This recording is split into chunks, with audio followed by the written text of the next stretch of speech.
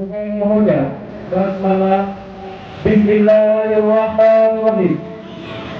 Acara pelepasan pawai takbir menyambut Hari Raya Idul Adha sebelum berinya 1440 Hijriah dalam Kabupaten Aceh Timur 1 Agustus 2019 dimulai.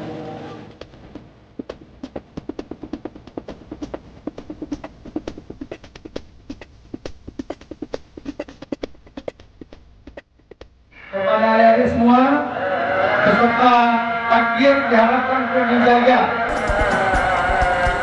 ketertiban masing-masing. Alhamdulillah pada malam hari ini seluruh anggota Polres Kabupaten Aceh Timur sudah mendukung kegiatan ini. Namun kalau seandainya tidak ada kesadaran dari kita semua, kita sangat tidak mengharapkan ada kecelakaan ataupun kendala-kendala pada saat kita melaksanakan takbir ini.